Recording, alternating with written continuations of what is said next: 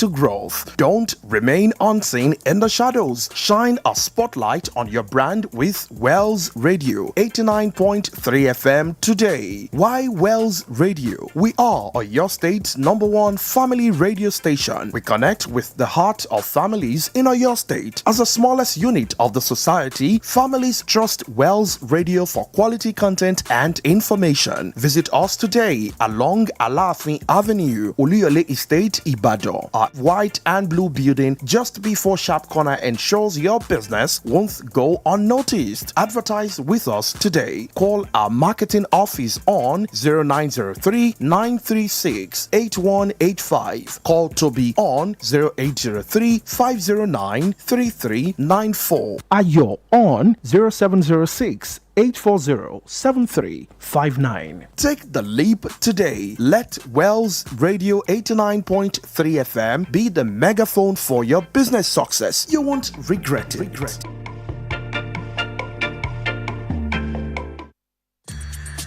True nation building begins with character, integrity, responsibility, purpose. That's the vision of Nurture Nest on Character Matters for Nation Building. Hosted by Oluwatoyin Ogedengbe, Sundays 3 to 4 p.m. on Wells Radio 89.3 FM, Ibadan. Character Matters, building values, shaping lives.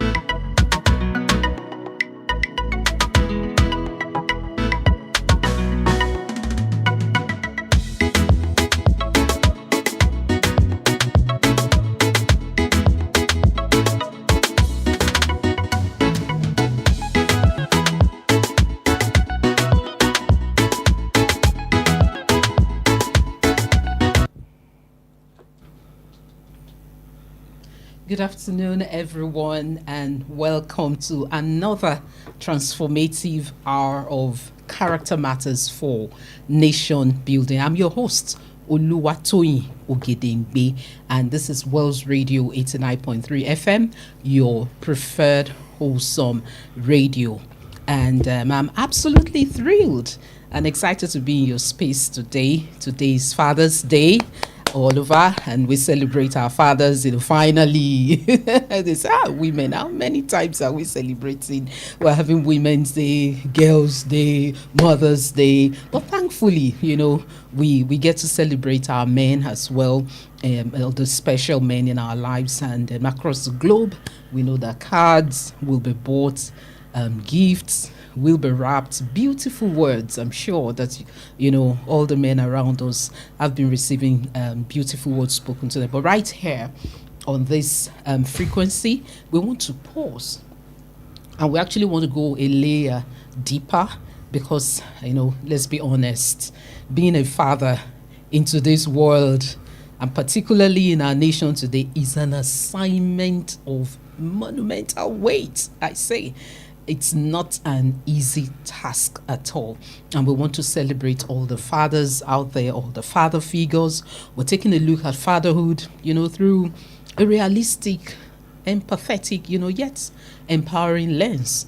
And our theme is celebrating fatherhood, nurturing meaningful connections and emotional security amid collective traumas and insecurity. Before I unveil my guest today, we'll go on a short break and we will be back. Don't touch the dial.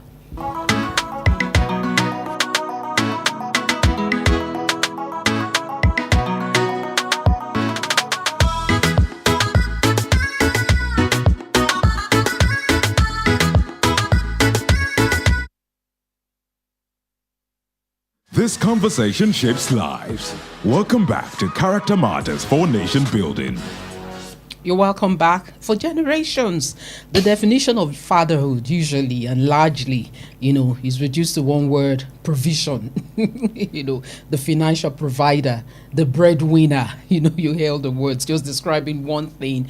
And, but today when you look at the macroeconomic pressures, social anxieties, and, collective insecurities that we were faced with, you realize that the financial provision alone is no longer enough to secure the next generation.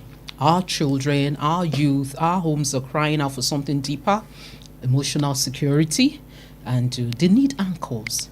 We need anchors. And so we need to know that despite the storms out there, that there is a sanctuary of stability inside the home, beginning from the home front. So how does a man himself, who is navigating his own stresses, is navigating his own economic headwinds and silent battles, how does this still show up as an emotional fortress for his family? And, how do we build meaningful connections when the world outside feels so, disconnected? And to help us dissect this today, we have phenomenal panel today. We will be looking at this from the community structural wellness angle, and we're talking about men who are fathers who are secure in themselves, because when you're talking about fatherhood, you're talking about men who are secure in themselves, who provide enabling environments for their wives, the mothers of their children, to also thrive, whilst also ensuring that their own children thrive. So I have this afternoon Mr. Akintayo Fashida. He is the Deputy Marketing Director of the Oyo State Health Insurance Agency. So good to have you in here today. Thank you for being a father indeed. Thank you. We have just close by here the wife supporting, and it shows, like we say, beside every successful man, there's a woman indeed. Beside every successful man too, there is a woman. So it's so good to have you on board this afternoon. Welcome, sir. Thank you for having me. You're welcome. And we're also looking at this from the macroeconomic and, deeply practical angle. And on a personal note, today's show is incredibly, close to my heart. Sitting on our panel is an astute technocrat. He is an economist, an investment banker, and a sustainable development practitioner. But long before all the titles, and that's what I say about men, about fathers, and long before the titles, he holds the title of the selfless father and the spiritual covering in my very own home. So yes, our premium listeners, today I have the distinct privilege of hosting my husband on the show, and I cannot wait for you to tap into the wealth of wisdom he brings, both as a professional and as a practicing father. You're welcome on the show, Reverend Ogedengbe. Thank you very much. It's a great pleasure to be here. Good afternoon, everyone at home. Thank you. Thank you so much. Welcome to the amazing fathers. I started on a note by saying that, real fatherhood really is, shows a place and a state where the man feels secure in himself. It's not afraid. It's not, there's no sense of insecurity or inferiority complex. There's no competition, that sense of competition with the woman, who's the wife in their lives. They believe that the woman is there to complement their effort, and they thrive. The woman thrives, the children around them also thrive. So good. We honor you both today, and of course all the men that we have in the studio representing, some of the category of men. We have Mr. Henry here, as the studio manager. Thank you so much for all you do. We also recognize the station manager, Mr. Emmanuel Ujo. Thank you for all you do, and indeed all the men out there. So whether you are a father standing in the gap, or a mother that is supporting the home, a young person that is aspiring to build a family, or a citizen that is just invested in the moral fabric of our country, this hour is for you, because when the character of fatherhood is secure, then the foundation of the nation is secure. So I want to say to you, lean in, grab a pen, share the link with a friend. We're live, and let's dive into today's conversation. Don't go away. We'll be right back.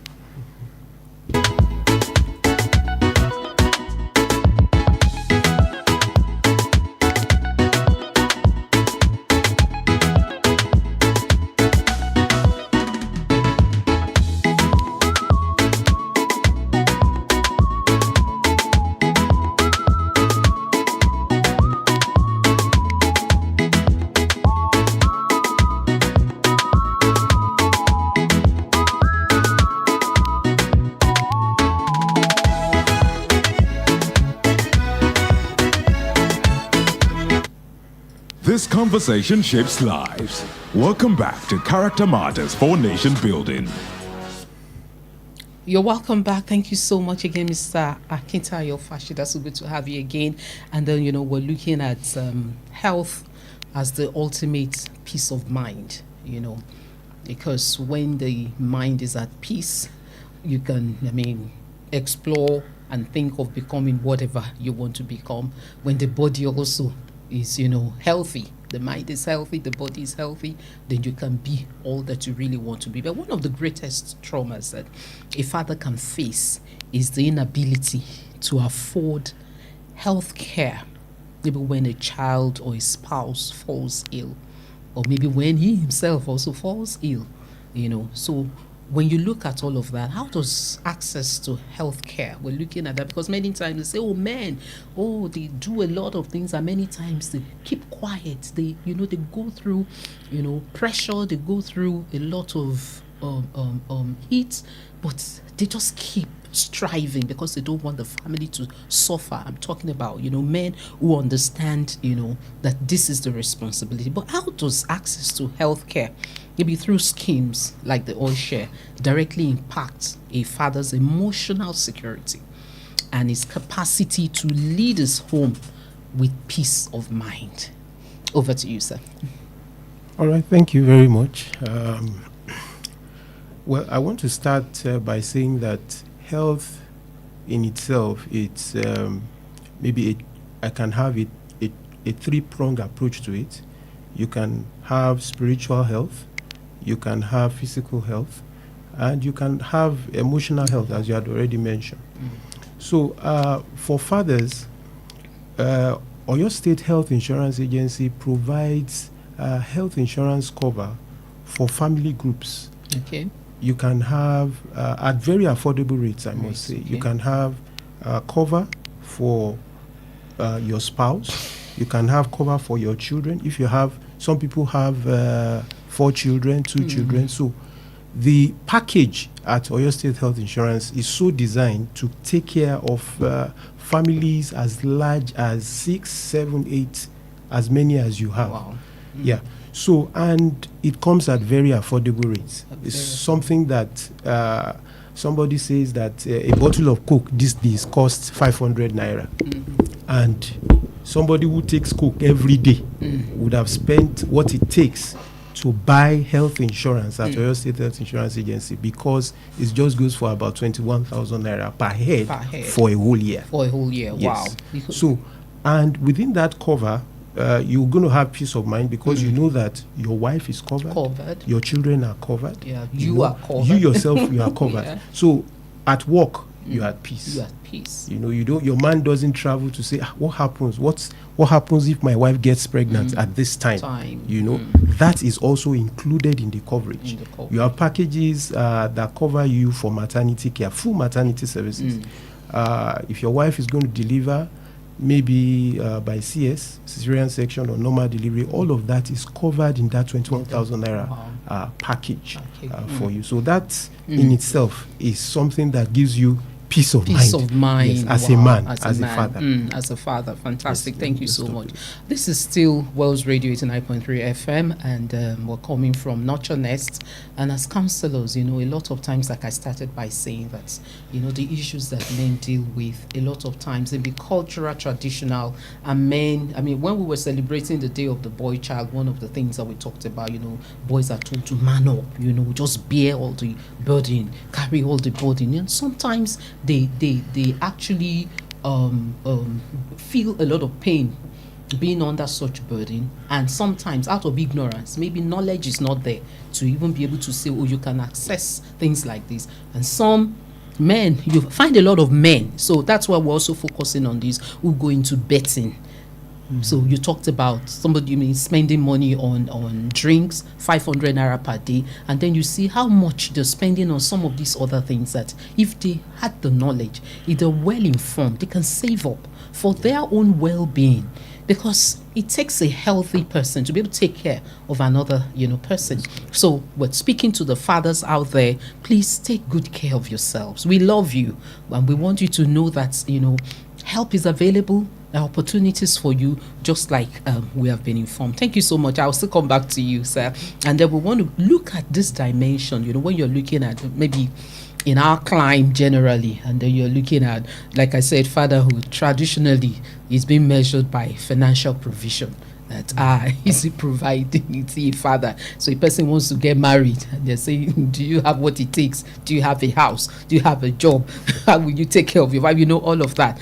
But with inflation, economic headwinds, unpredictable markets, how can a father actually pivot his mindset, when financial provision just feels like a moving target? Today you go, about last week thereabout, I just saw the update, gas 12.5 kg going for 24,000 naira. So how can he provide that emotional accuracy or currency when financial currency is strained for him, beginning with him finding his peace? And how can he actually find that?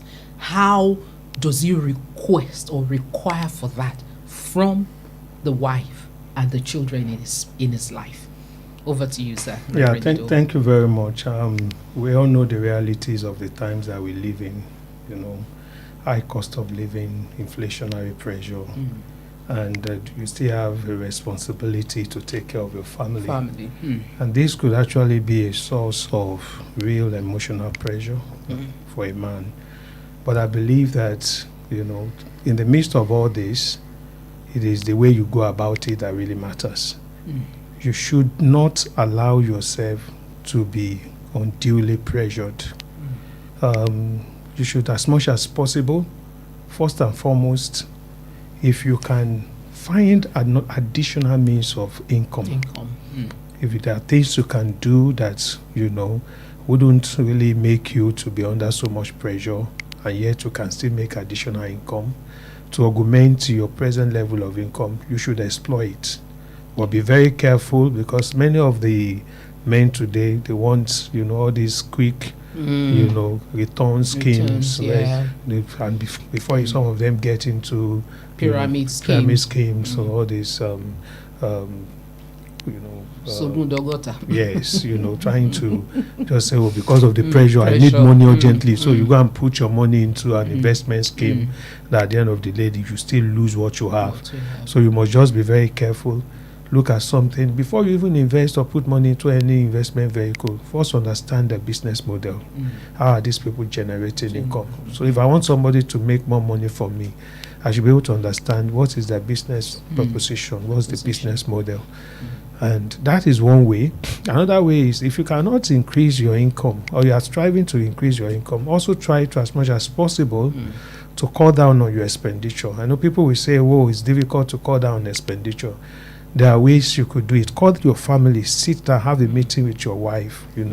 We've been giving this amount, maybe it's 100,000, 150,000, 200,000 as home upkeep. Now things seems to be very expensive. You can readjust your meals, your what you eat.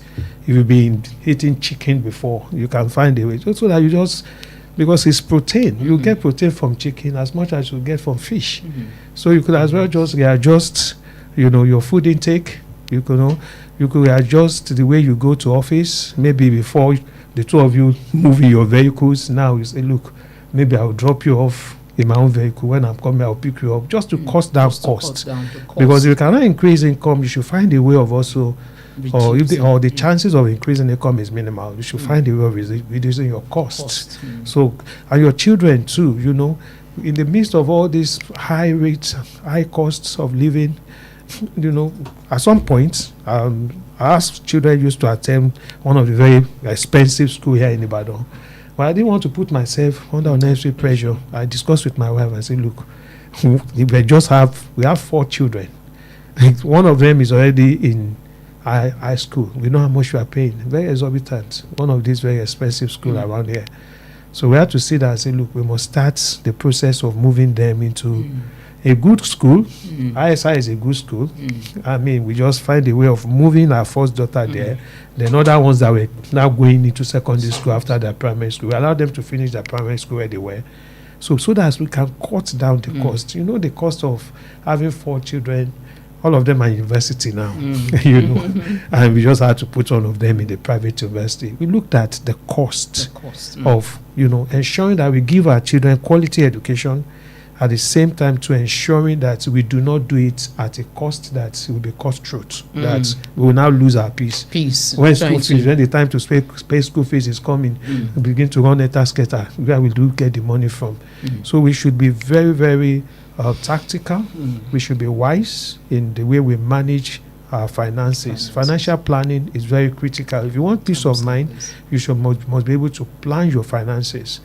And also, you must not give the excuse that because there is a high cost of living, then I will stop savings, because that's the mistake some people also make. Very important. If you must have a future stock of investment, you must start somewhere with savings. So find a way. It may not be as high as you would have wanted to, but don't eat with all your hands. Find a way of keeping some aside. And it's your savings that translates that translates into investments. And at some point you want to look back and begin to say, look, as a family we have this stock of investment that we could always depend on, we could always leverage on, and we could always make income out of. And you also don't want to always live as a tenant. At some point, you also want to move to your own house. So you're having that plan. Yes, the father must have that plan. He must be the one. You see some for years, 20, 30 years, not even one plot of land. So they keep paying rent, and rent keep increasing. At some point, you should be able to say, I tell people, even if it's where we call a bush today, in the next 5-10 years, it would have become a city. Because rapid urbanization is changing. So having foresight. Yes, foresight. Look at somewhere and make sure you don't buy from all these fraudulent agents or land grabbers and all those stuff. But buy from a credible source. You're doing your due diligence. Before you go into so that you have a peace of mind. You heard on character matters. That you just go and buy land. And then you just go and say anyone that exactly. Do your due diligence. Know that it has the owner is the one selling. It has the appropriate maybe survey plan. Maybe it has a C of O. You should get your lawyer involved.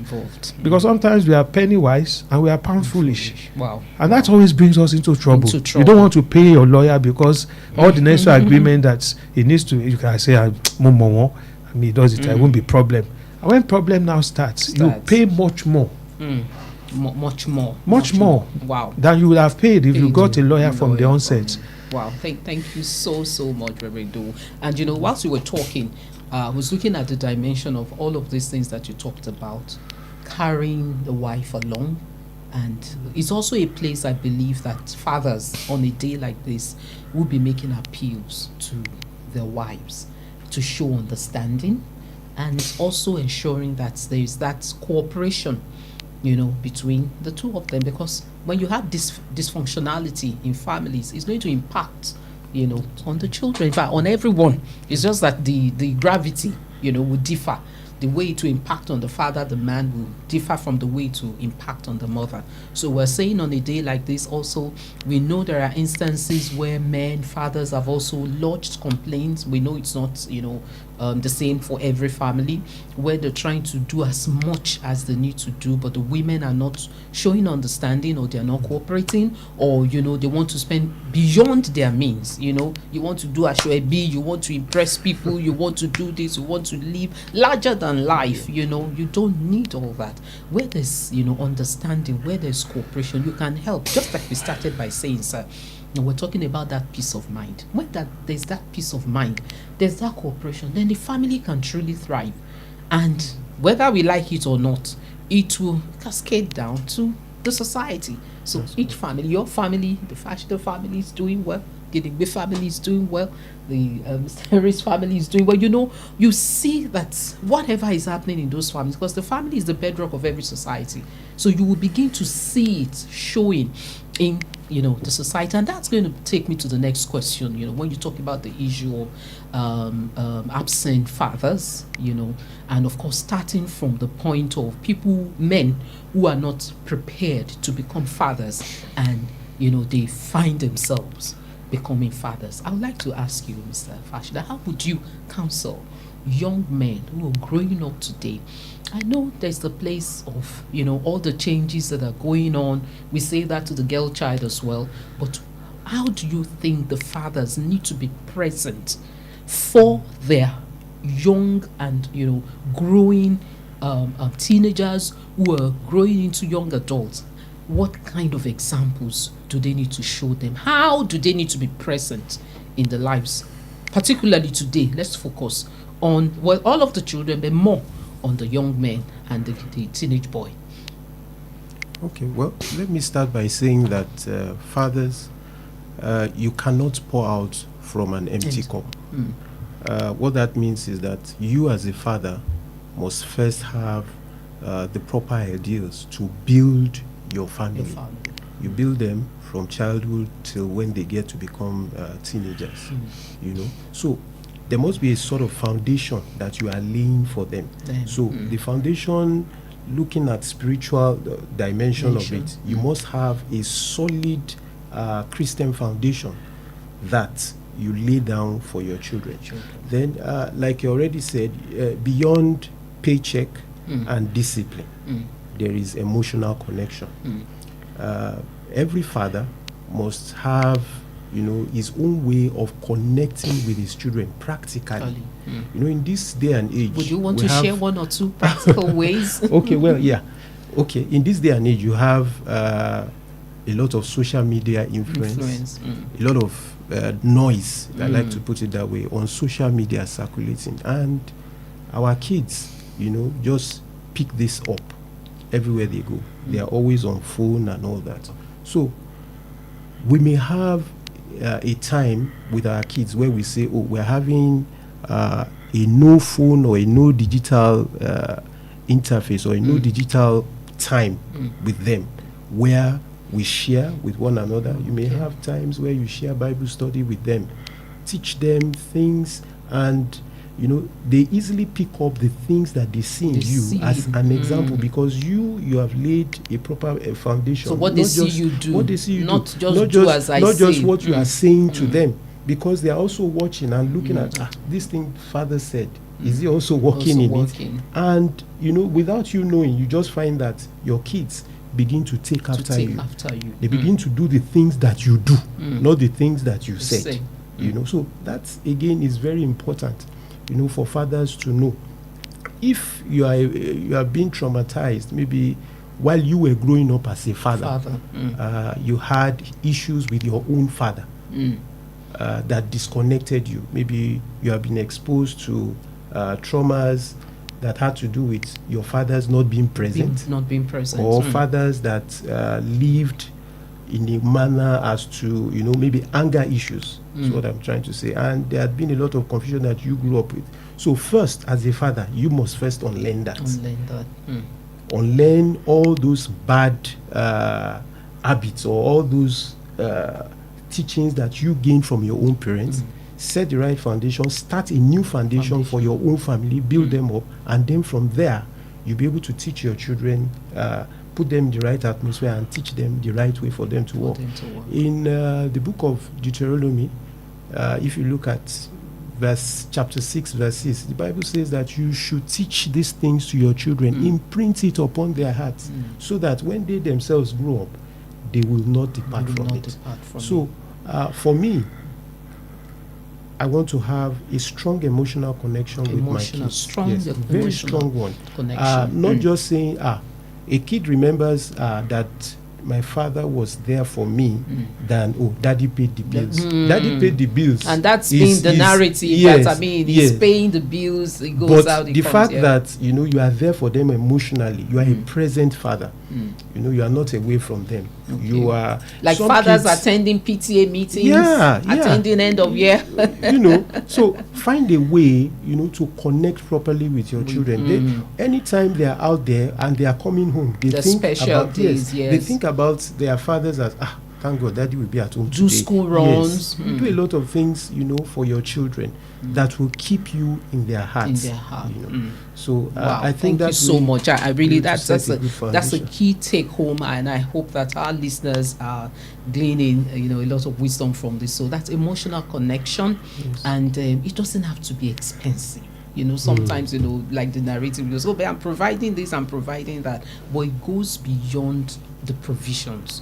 That's fatherhood has just been restricted to as if it's just defined by I've provided money, but that you're connecting with them. I was saying maybe even if it's school rounds, at such times you are able to engage in conversations.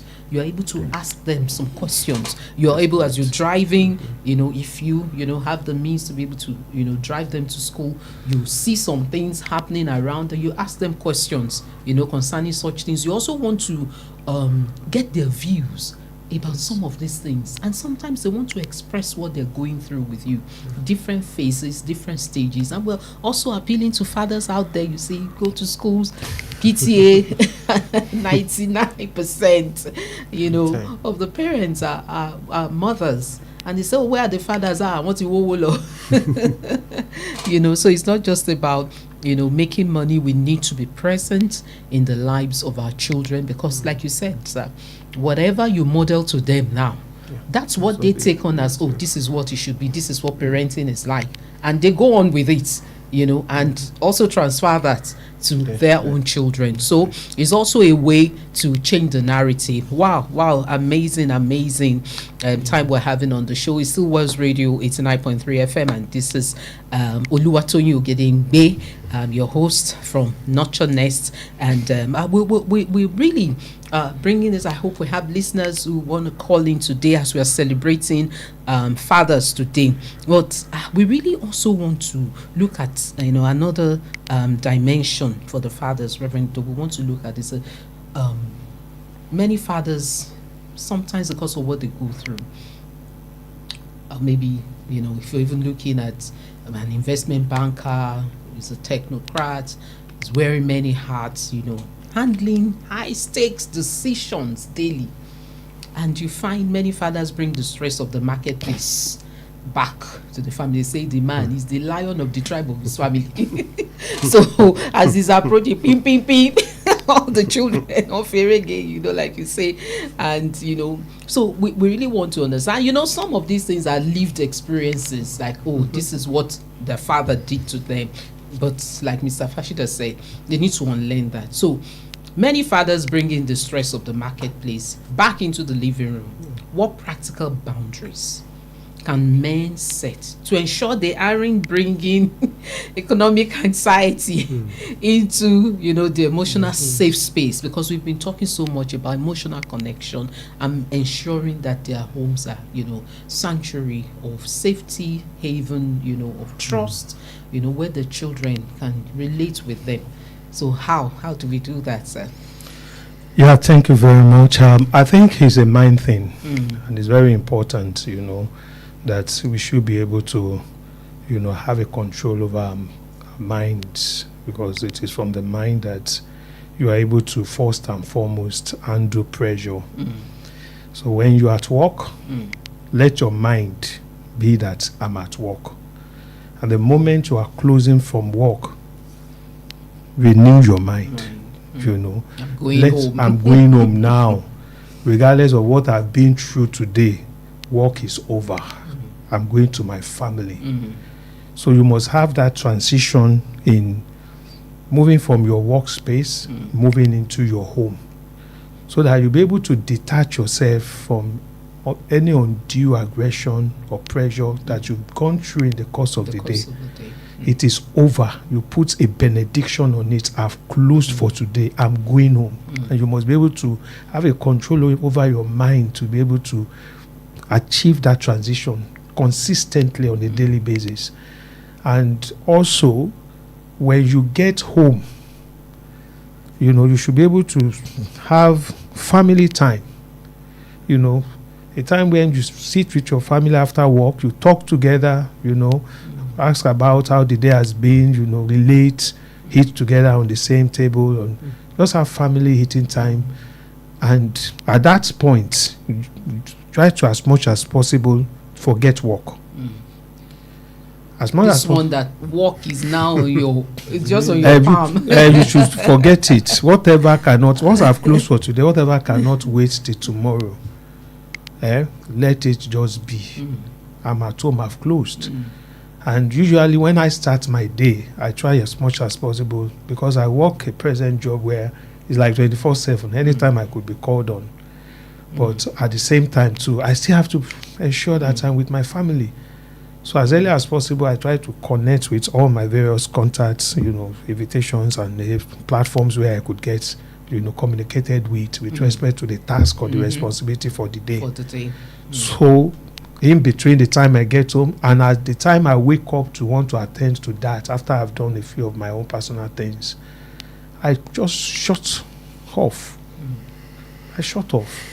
So that is the way you can also maintain your emotional balance. You can ensure so you're that not having issues of transferred aggression. That you've been through this, you know, and then you come back home, you know. Exactly. And at the same time too, you should always try to connect with your wife during the day before you even get home, so that if there are things, as it were, that you want her to possibly have addressed before you get home, she would have communicated it with her.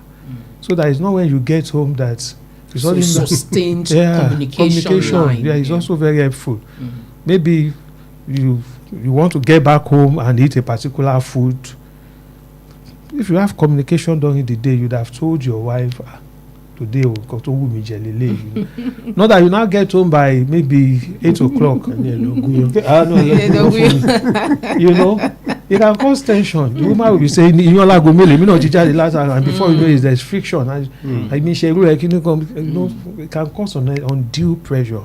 And they're right in front of the children, you know. And at times, your wife, when you speak with her, you may discover that she also has been through some stress.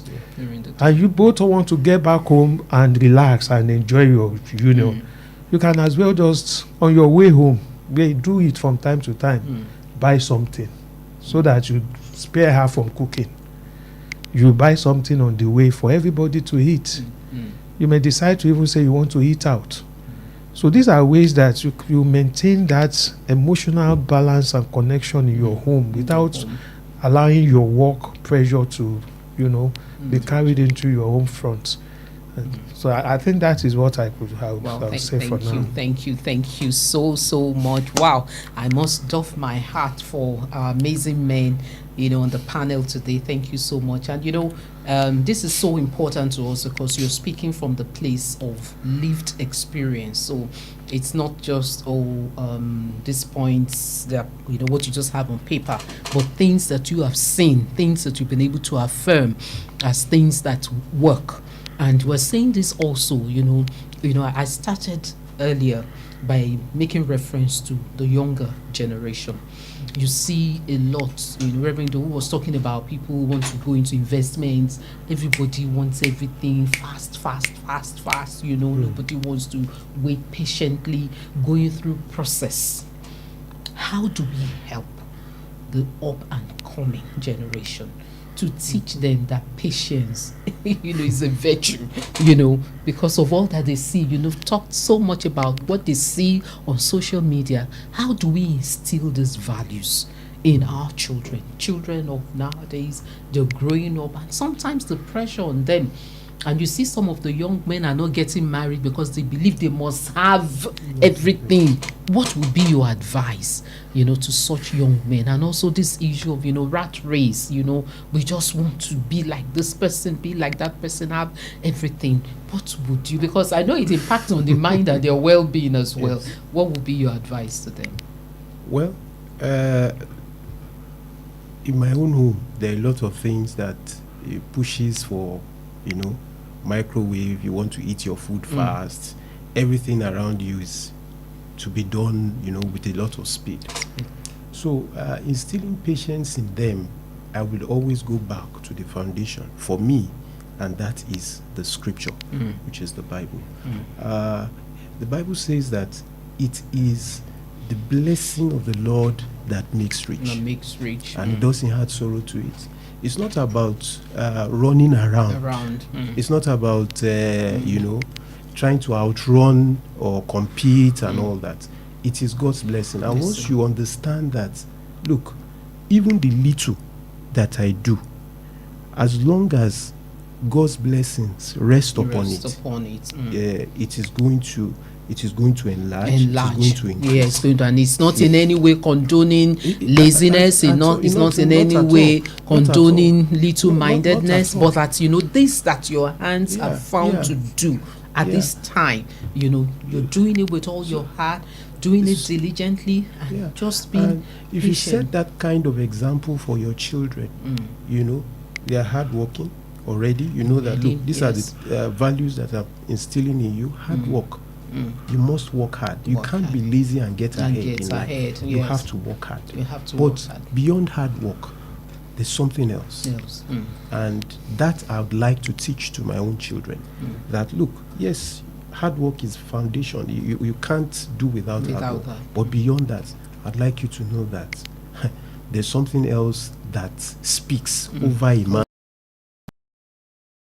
It is God's blessing. And that be the pursuit. That's it. If your water is blessed, some people, a shoemaker in my area got married, and when people asked, they were wondering, who share we need or marry? The ambience that he created when he got married left people in awe that shoemaker, how did he, how much is his earning and all that, so people, it didn't follow the norm. It looked like is so I would always say that, look, this is a man that has patterned his life after Christ, and then you see how he lives. So God has blessed his bread, and he's not living beyond his means. He's not living beyond his means, as Pastor had already said, earlier on, that look, you don't try to, you spend less than your income, and then you don't try to look like I don't know how to put it, to live above your means is what I'm trying to say in a nutshell. So patience is a virtue. Hard work is also a virtue. There is a dimension of God's grace upon your life. If you have that, God's blessing your water, blessing your bread, blessing you in the city, blessing you on the field, blessing you, even your basket where you are saving your money. Some people save money and they wonder where the money goes at the end of the day. It might be ill health that takes everything away. Wow. Things that you didn't plan for comes and takes it away. But when your basket is blessed, you find that as you save, things begin to multiply and all that. So for me, that is the value that I would instill in. Thank you so much. Wow, how time flies every time we're on the show. Wow, but the studio lines 0916 893 1000, 0915 333 4893, 0911 3333 893. If we have any of our listeners who would like to call call in, make a contribution, or maybe ask a question, from any of our amazing men on the panel this afternoon.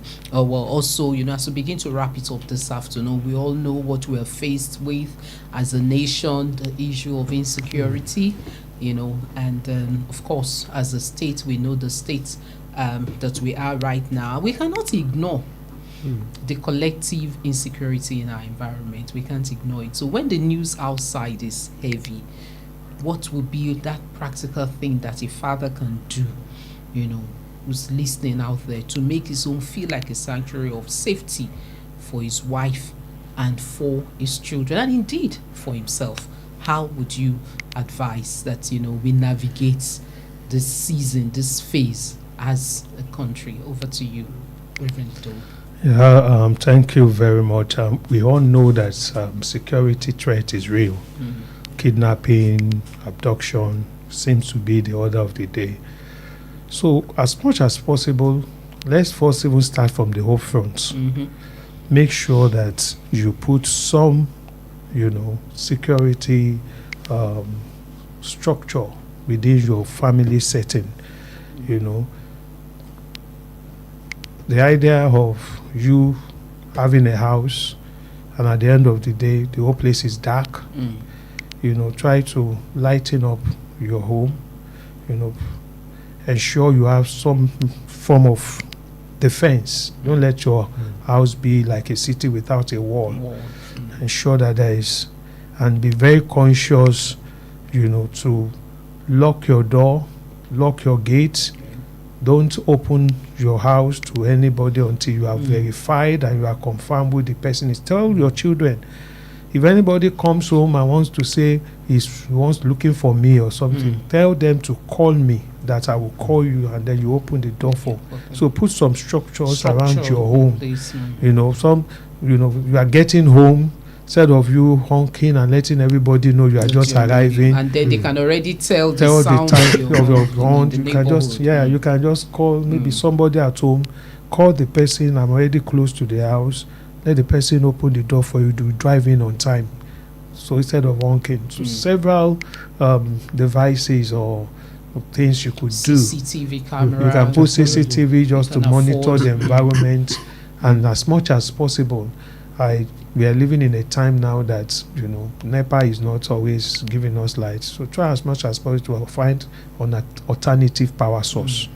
It may not necessarily be generator or maybe solar. Just make sure that you lighten up your environment, because light, to some extent, serves as a deterrent to wicked or dark works. So you should be able to do that. Then also tell your children, as much as possible, we have to call our children and say, look, when the city was fine, when everybody was okay, you can just go out of school and say, I want to go and visit my friend. But now there is serious issues now. Don't leave school. You are on campus. If you must leave school, let us know. We want to know where you are. Tell us where you are per time. So you must always try to keep an eye on your children, know where they are. Tell them not to trying to be playing games with you. It's for their own security. Say you are going somewhere, you tell me you are going to your friend's place, only for you now to go to maybe another place that you didn't mention. So we tell them, it's not like we are necessarily monitoring you. We know you want to feel, any of these children, they want to feel that I'm not in the university, I'm a big boy. It's not about monitoring you. It's about ensuring that you are safe. That you are secured. We don't want to have your safety is a concern for us. So because at the end of the day, it's better to be safe than to be sorry. By the time they, God forbid, if any member of our family, God forbid, the pressure it will put on us. Trying to secure, putting pressure. So we don't want that. So let's just be wise enough. Communicate to your children. Ensure that you don't walk out of where we have put you. If you must move, let's know. It's possible for us to even work out how we can transport you in a very safe and a secured manner. Ensure that we monitor your movement. So it's very critical. That conversation, we can't stop it now. We have to open that conversation with our children, with our family, with our wives. You know, this idea of men, you just leave the office, you now want to go and hang out in a club, you want to, all those things, you know, you are exposing yourself. Exposing your family. You're exposing your family. When you leave your office, go home. These are not the times for you to now be staying so long outside, saying, oh, you are hanging out with the boys. Go home and hang out with your family. We are in a very desperate time, so Wow. we have to really manage things, and yeah. ensure that we do not become vulnerable or susceptible to all these evil men and wicked people. Wow, and we pray. We know it's over 30 days already. Those who've been abducted, and our prayers are with the families. You know, as I prepared for this show, it was just the video, the picture of, you know, the husband of Mrs. Alamo, the principal, you know, how he was weeping. That's a father, you know. On a day like this, our heart goes out to men like that who are, you know, bearing so much emotional trauma because of what they're going through, because of the wickedness. There are those who have been defrauded, you know, who have cheated on men, and they're having to bear so much burden. We want you to know that our hearts are with you, our prayers are with you. As we celebrate fathers today, we want you to know that you are valued, you are treasured, you are cherished as fathers. Well, we may not say it so often, but I know the awareness is out there now. Let's celebrate our fathers. Let's give them their flowers whilst they are here. It's not when they are dead you carry the casket and start dancing up and down, carrying, you know, the corpse that doesn't understand, doesn't know what is going on. But let's celebrate them whilst they are still here. So as we close the next 2 days, it's been amazing. We're done with our 1 hour, you know, already, and then sometimes you wish you won't have more time. I want to say and use this opportunity also to say to our listeners out there, I'm sure that you are finding value, and would like you to be a part of the show by coming to sponsor the program on Wells Radio 89.3 FM. It's your preferred wholesome radio. It's Character Matters for Nation Building. And today we have had in the studios amazing men who've been part of the show. Thank you so much for being on the show. Mr. Akintayo Fashida, thank you again for being on the show. And thank you also, Reverend Ogedengbe, for making out time, and of course for showing support and solidarity for being on the show. As we close the next today, we want to say that every one of us should allow the truth to remain with us, that a father's embrace is not merely, you know, a gesture of affection. It is the ultimate emotional architecture. So when the headlines break our hearts and the external systems break down, the fracture, the meaningful connections that we nurture at home, they become the invisible fortress that our children run into for safety. So fathers, your presence is a shield. Your presence is a shield. Do not let the noise of a compromised world drown out the power of your cover. Your wives need you, your children need you to cherish you. And we're saying again, happy Father's Day.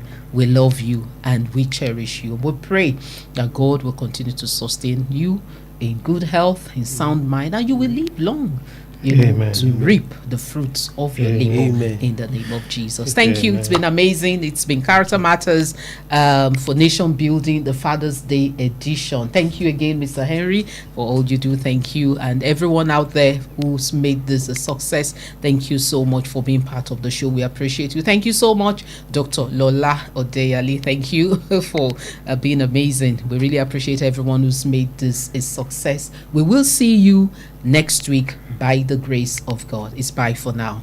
Thank you. Thank you. Thank you.